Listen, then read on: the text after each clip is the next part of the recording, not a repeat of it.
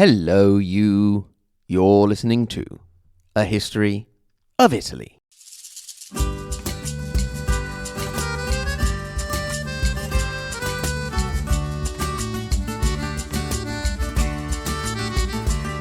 Episode 1. The end of the end and the beginning of the beginning.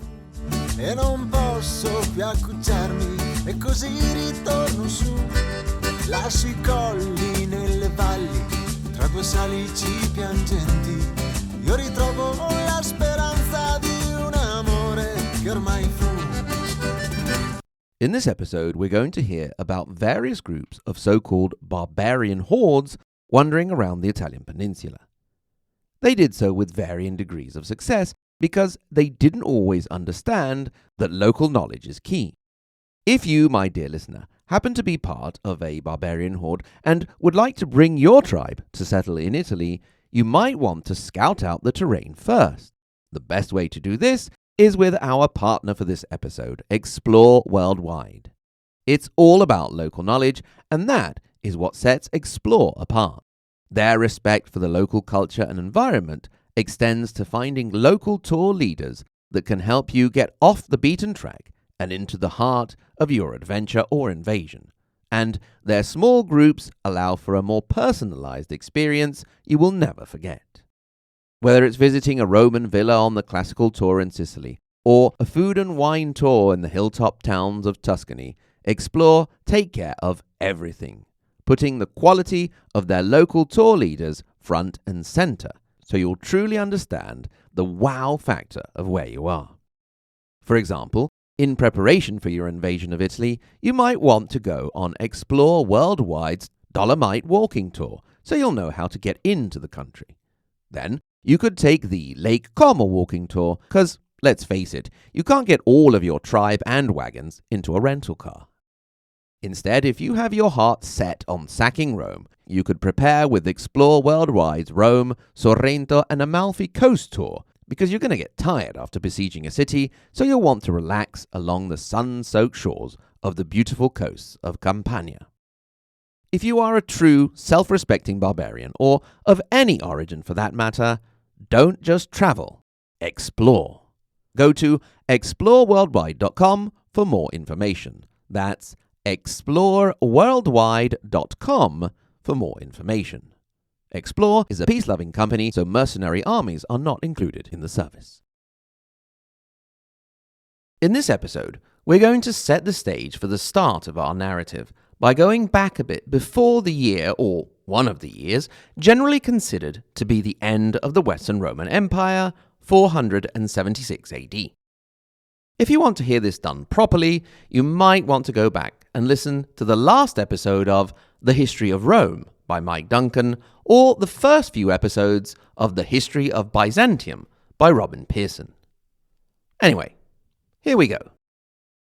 I approached this project with a common narrative in mind, that the Western Empire fell due to pressure from the so-called barbarians and internal corruption. Things are a little bit more complicated than that. First of all, there was the issue of who was to actually be considered a Roman or a barbarian.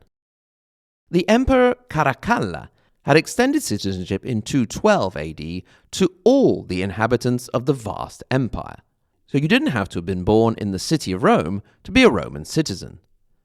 As time went by and more people entered the empire, it became quite difficult to distinguish.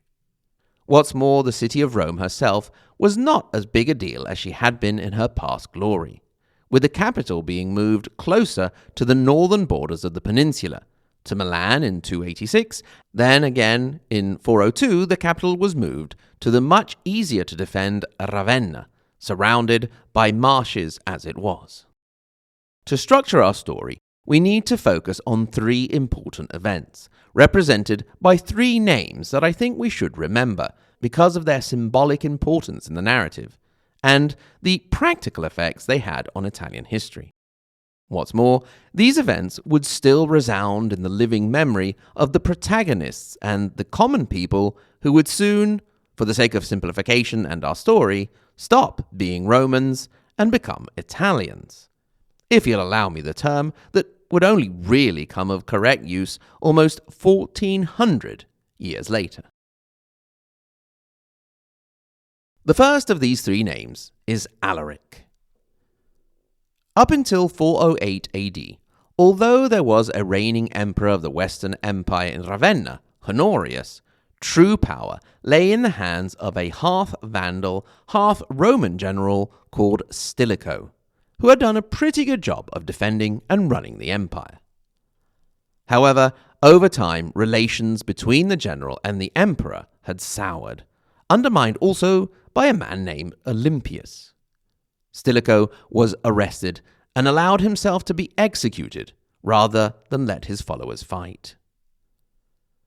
An aspect of Stilicho's policy that had not pleased the emperor and the Italian aristocracy was his pro-barbarian stance, in particular his good relations with the Gothic king Alaric, whom he respected but had also fought against. When power fell into the hands of Olympius, the worst form of xenophobic, anti-barbarian sentiment was let loose, with dire consequences. Around 12,000 Goth soldiers had served in the imperial army, and their families had been settled in various areas as a way to make the soldiers loyal to the empire. Olympius decided that their welcome had run out.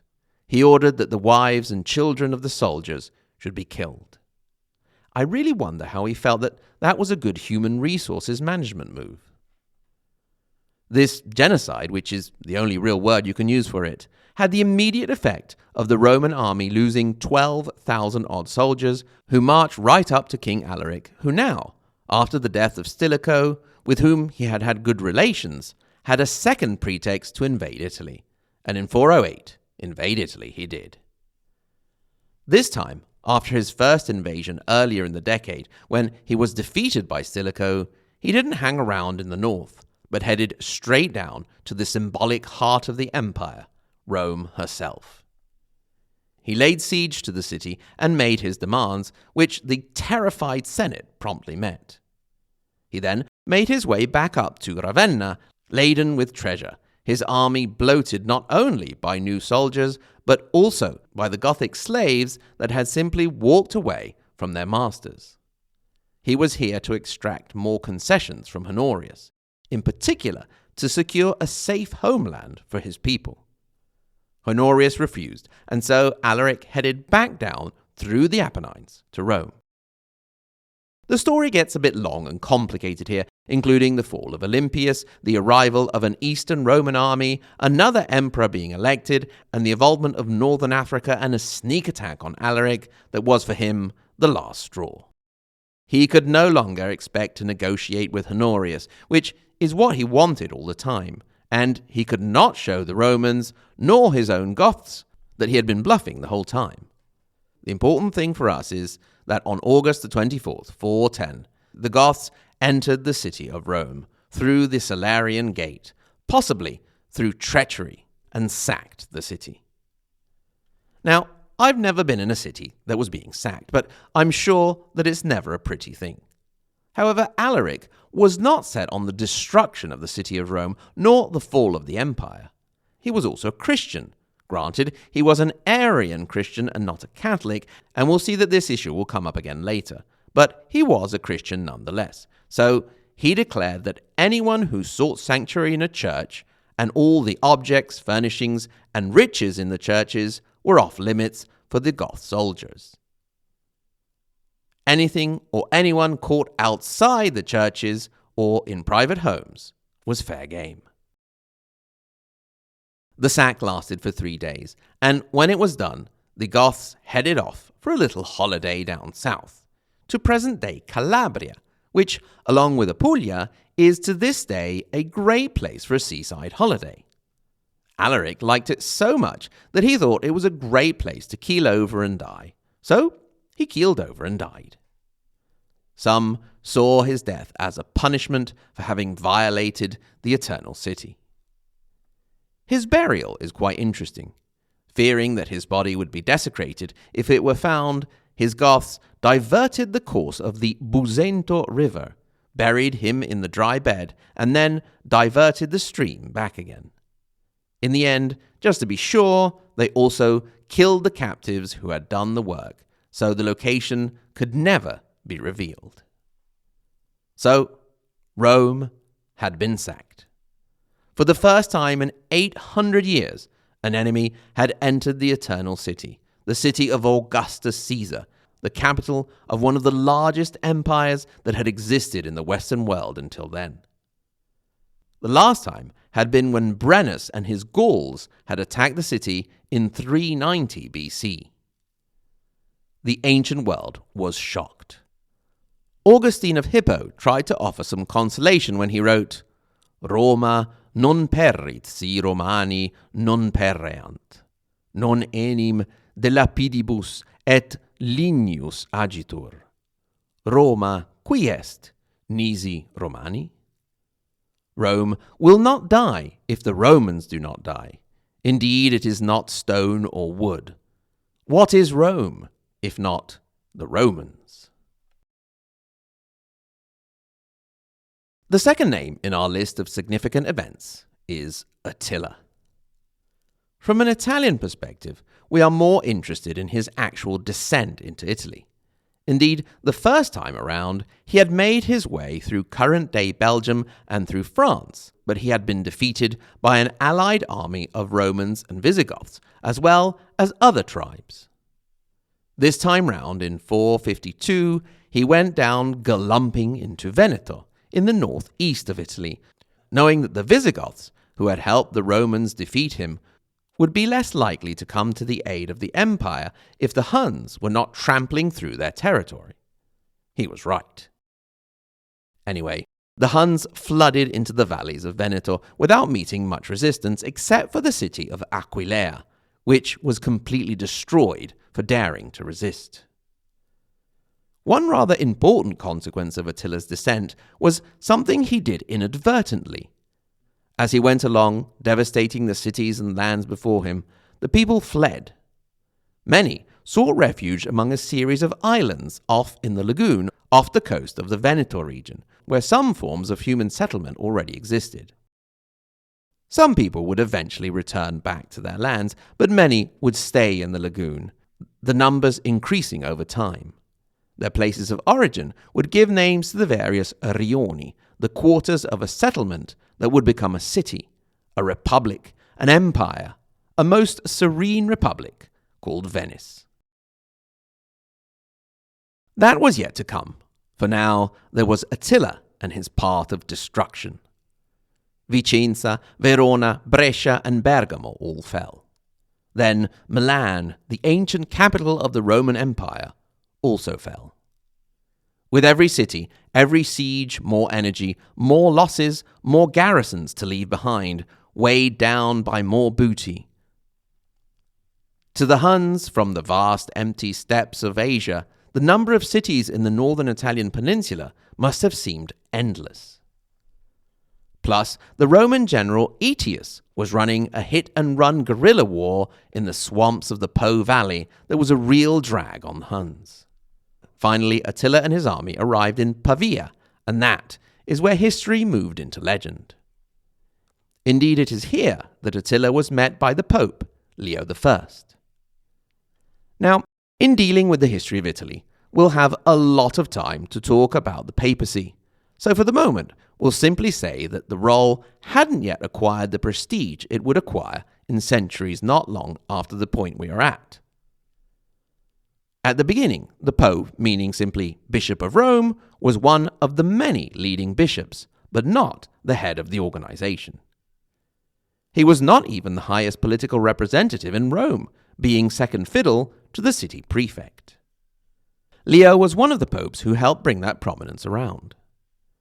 Anyway, he met Attila and somehow persuaded the Hun leader to abandon Italy and not march on Rome.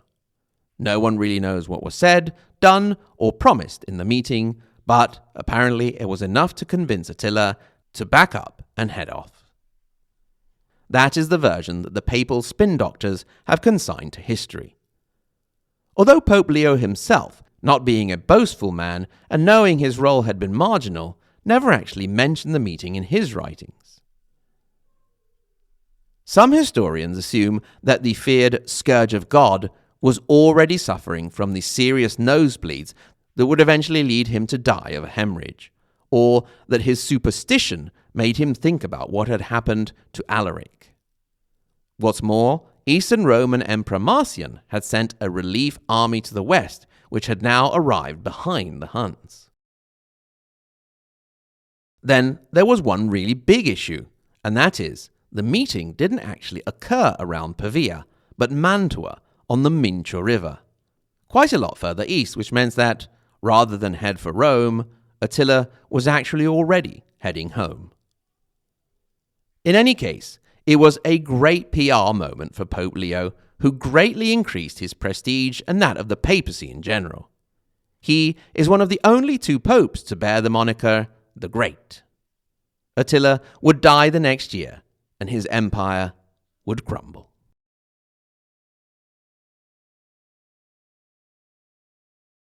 The third and last name in our series is that of Odoacer.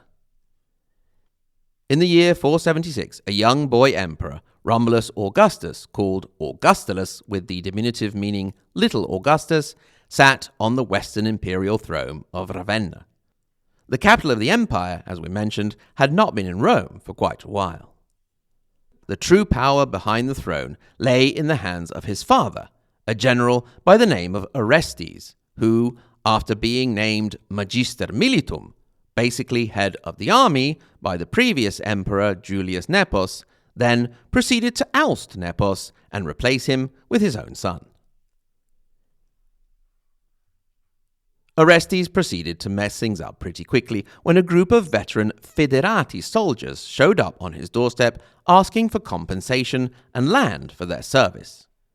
The Federati were the non-Roman soldiers of Germanic origin who fought for the empire. In this case, principally Heruli and Ciri, the German tribe and not the iPhone AI. It's not that Orestes actually wanted to antagonize the soldiers, but it's likely that there was not a lot of cash going around. North Africa had been lost, as had Sicily and Provence, halting the flow of goods and taxes. However, the Federati were really actually asking for land, to be treated to the policy of hospitalitas, in which lands were assigned to veteran soldiers within the empire. This had never been done before inside the Italian peninsula, and if it were to be done, the lands would have to come from wealthy landowners who made up the political establishment and still had influence in the Roman Senate. They would not be happy if Orestes was giving their land away. In the face of his refusal, the Federati soldiers did what any bunch of disgruntled workers would do, and that is, elect a union rep. This was a man, a herald by the name of Odoacer. He accepted to help the soldiers as long as they accepted to grant him the title of Rex, which is not actually a hereditary king, but more of a tribal leader. Odoacer called Orestes up, well, he actually sent him a letter, and invited him to have a sit-down in Pavia. Orestes went along, hoping it wasn't a trap. It was a trap. Orestes and his men were attacked, but he managed to escape. Odoacer then caught up with him near the city of Piacenza. Piacenza is quite interesting because it is here that the Via Aemilia ends. This was a road built by Roman consul Marcus Aemilius Lepidus between 189 and 187 BC or BCE, and it stretches from Rimini on the Adriatic coast to Piacenza, cutting through the Emilia-Romagna region, one of the richest in the country today. Although Rimini these days is more known as a seaside destination, it also has some interesting archaeology, such as the Bridge of Tiberius, the Arch of Augustus, and it was home to the great Italian film director Federico Fellini. Anyway, Odoacer caught Orestes around Piacenza and battle ensued. Orestes lost and was executed. Odoacer then marched on Ravenna, found the emperor Romulus Augustulus, and instead of having him executed, took pity on the boy and sent him off to a comfortable exile, perhaps tied to a comfy sofa. Just like that, without any big battles or epic event, the Western Roman Empire was over. Odoacer made it easy for later historians to mark this as a turning point. He didn't declare himself emperor or put a puppet on the throne. He simply collected up the imperial standards and insignia and sent them to Constantinople, as if to say, that's enough with all of this empire business. There is a lot of debate as to whether we can actually consider 476 the end of the Roman Empire. If you were to go around conducting a survey that year to those in the know, not the average Joe on the street or a farmer, but a senator, let's say, and you asked them if they believed the empire had fallen, they would probably have said, of course not. They've just changed yet another barbarian general as ruler of what was left of the western part of the empire. The emperor himself is still over there in New Rome, Constantinople, Emperor Zeno.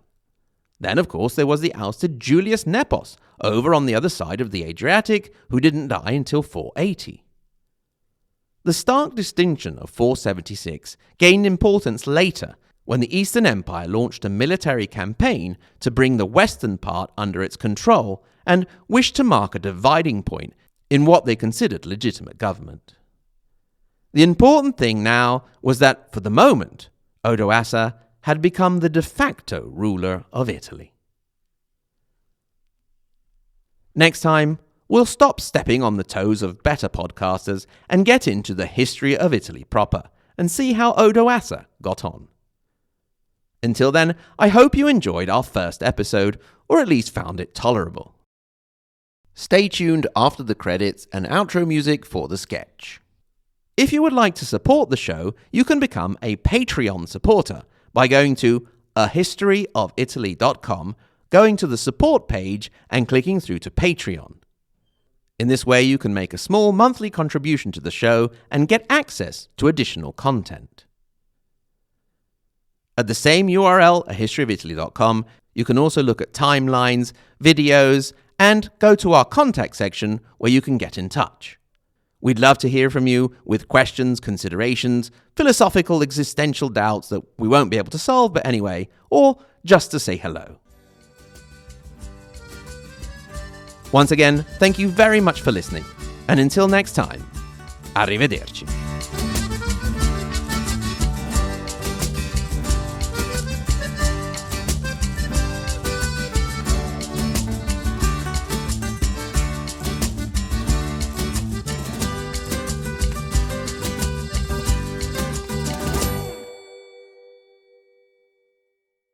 Who are you? Are you important? I only talk to important people. Oh, great Attila! It's me, the Pope Leo I. Why first? Is there a second? No, it's just a hunch. Oh, all right. What is a pope anyway? I am the Bishop of Rome. Ah, Rome, yes. I was just thinking of coming down and sacking it. Well, that's what I want to talk to you about. Yes? Would you mind not What? sacking Rome? But I really want to, and it's not fair. Alaric got to sack it. I think somebody's tired and grumpy. I'm not. You know, Rome is really, really far from here. How far? Oh, miles and miles of dusty roads, swamps, mosquitoes. I hate mosquitoes. Yes. Plus, the Roman citizens can be really mean. They might make fun of you. You don't need to go galumping down there. But galumping is kind of my thing. Well, we'll give you a lot of cash. I've got a lot of cash. We'll really like you and be best friends forever. Do I get a friendship bracelet? Of course. Now, who's my good little scourge of God? I am. That's a good little hun. We'll even send you a nice letter on your birthday. And Christmas. Of course, Christmas. And we'll send you an egg for Easter. An egg? Why? I don't know. It just seemed like a good idea. It may catch on someday, say around the 13th century maybe. So what do you say? Well. Go on, please. Well. Pretty please, with the crushed bones of your enemy on top. All right then. There's a good lad. Bye-bye now. I'm so awesome.